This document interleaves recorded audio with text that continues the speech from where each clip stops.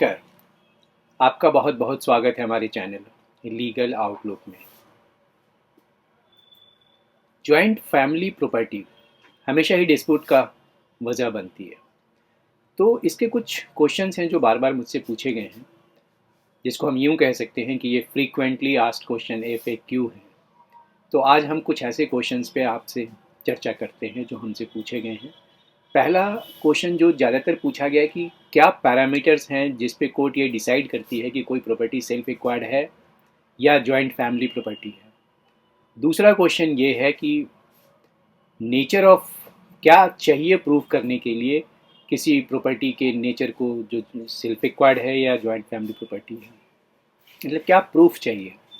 तीसरा कि क्या कोई लीगल प्रिजम्पशन है कि अगर कोई फैमिली में joint family property joint family है तो जो प्रॉपर्टी एक्वायर किया जाता है जॉइंट फैमिली रहते हुए वो जॉइंट फैमिली प्रॉपर्टी होगा। तो इन क्वेश्चंस की बेसिस पर और कुछ सुप्रीम कोर्ट के जजमेंट के बैकग्राउंड में मैं आपसे डिस्कस करता हूँ।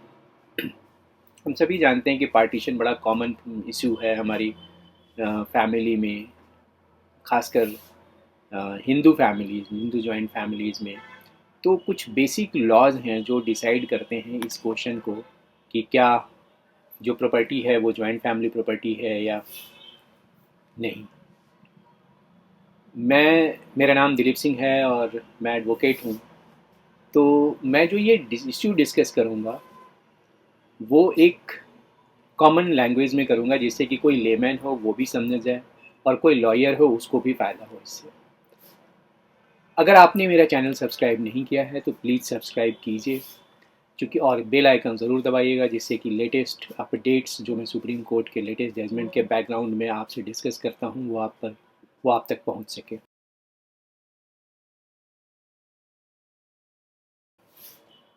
अब सबसे पहले जो मैंने कहा कि क्या कोई प्रिजम्पशन है, तो कोई प्रिजम्पशन नहीं होता कि जॉइंट फैमिली है तो उस दरमियान जो प्रॉपर्टी एक्वायर किया गया किसी जॉइंट फैमिली के मेंबर के नाम पे वो जॉइंट फैमिली की प्रॉपर्टी हो जाएगी। कोई प्रिजम्पशन नहीं होता। जहाँ तक प्रिजम्पशन का कंसर्न है वो तभी उसको उसमें आ सकता है कि जो व्यक्ति जिसके नाम से प्रॉपर्टी है उसकी इनकम नहीं है और जॉइंट फैमिली की कोई ऐसी प्रॉपर्टीज़ हैं या कोई ऐसा कॉर्पस है जिससे इनकम जनरेट हो रहा है, कोई ऐसा फंड है। तो इस बैकग्राउंड में एक प्रिजम्पशन जाता है कि जो प्रॉपर्टीज़ है वो जॉइंट फैमिली प्रॉपर्टी होती है। अदरवाइज़ प्रॉपर्टी का जो बेसिक लॉ है कि जिसके नाम की प्रॉपर्टी है ये माना जाएगा कि प्रॉपर्टी उसकी है। तो इस सिनेरियो में जो व्यक्ति ये क्लेम करता है कि एक प्रॉपर्टी जो किसी एक आदमी के नाम है वो जॉइंट फैमिली प्रॉपर्टी है, तो ये उसकी जिम्मेवारी होती है कि वो प्रूफ करे कि वो प्रॉपर्टी जॉइंट फैमिली के कॉर्पस से ख़रीदा हुआ है या कोई ऐसी प्रॉपर्टी जो जॉइंट फैमिली प्रॉपर्टी थी उसके इनकम से ख़रीदा हुआ है। इन क्वेश्चन को जो मैं रिप्लाई कर रहा हूँ उसमें जिस जजमेंट पे मैंने रिलाई किया है या जिस जजमेंट को पढ़ के मैंने ये डिस्कशन कर रहा हूँ वो जजमेंट लिखा है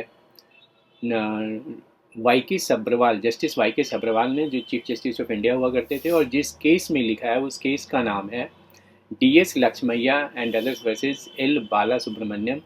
ये 2003 का जजमेंट है और इसमें जो साइटेशन है 2003 वॉल्यूम 10 SCC 310। तो इस जजमेंट को में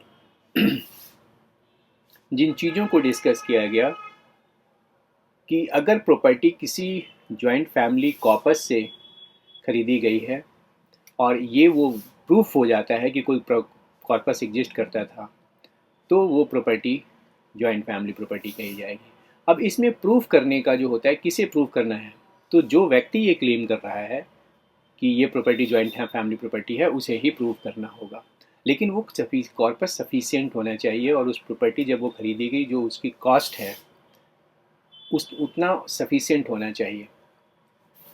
अब अगर उन्होंने प्राइमरीली ये प्रूव कर दिया है कि जो कॉर्पस है वो सफिशिएंट था और उससे खरीदी गई है और वो कॉर्पस एग्जिस्ट करता था जिस पीरियड में खरीदी गई, तो ये ओनर्स अब शिफ्ट कर जाता है उस व्यक्ति का जिसके नाम की प्रॉपर्टी है और जो ये क्लेम कर रहा है कि नहीं ये सेल्फ एक्वायर्ड प्रॉपर्टी है। तो अब वो उस पर शिफ्ट कर जाता है।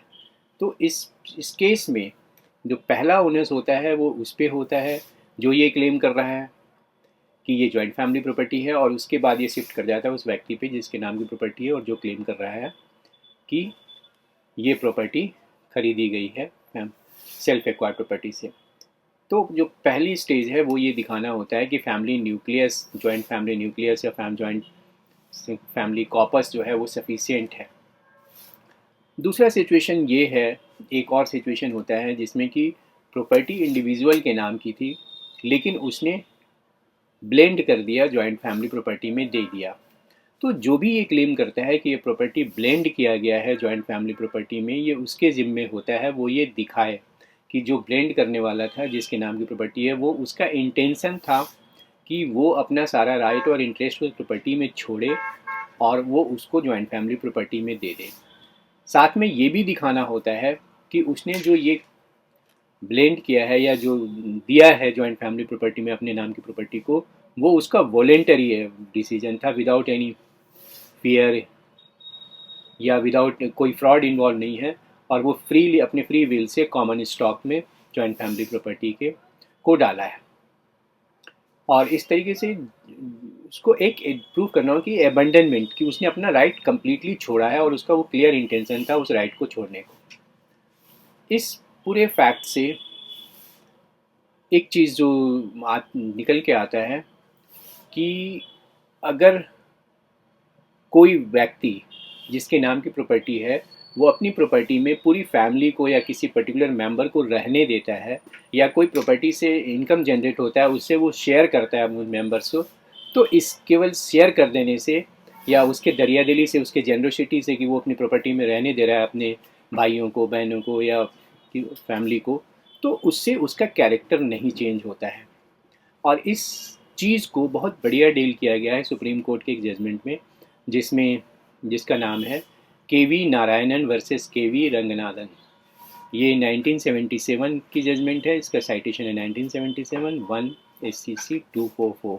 मीन्स इस कहने का मतलब ये है कि अगर प्रॉपर्टी लंबे समय तक भी जिसके नाम है वो यूज़ नहीं करता है और दूसरे लोग यूज़ करते हैं, तो उसके यूज़ करने से, जॉइंट फैमिली के यूज़ करने से वो प्रॉपर्टी का कैरेक्टर जॉइंट फैमिली नहीं होगा, वो सेल्फ एक्वायर्ड ही रहेगा, अनटिल एंड अनलेस कि वो इंटेंशनली अपने जिसके नाम है वो अपना राइट, इंटरेस्ट और सभी छोड़ रहा है उस प्रॉपर्टी में और विलिंगली छोड़ रहा है। तो ये पहला वीडियो था। नेक्स्ट वीडियो में मैं डिस्कस करूँगा इस तरह के और ही कॉमन क्वेश्चन जो जॉइंट फैमिली प्रॉपर्टी से है या पार्टीशन से जुड़ा हुआ है, और आप ज़रूर देखिए। इस वीडियो के कंटेंट से रिलेटेड कोई अगर इशू है तो आप ज़रूर शेयर कीजिए, कमेंट सेक्शन में जाके लिखिए। मेरा एक व्हाट्सएप नंबर है 8287070176, उसमें भेजिए। अगले वीडियो तक के लिए नमस्कार।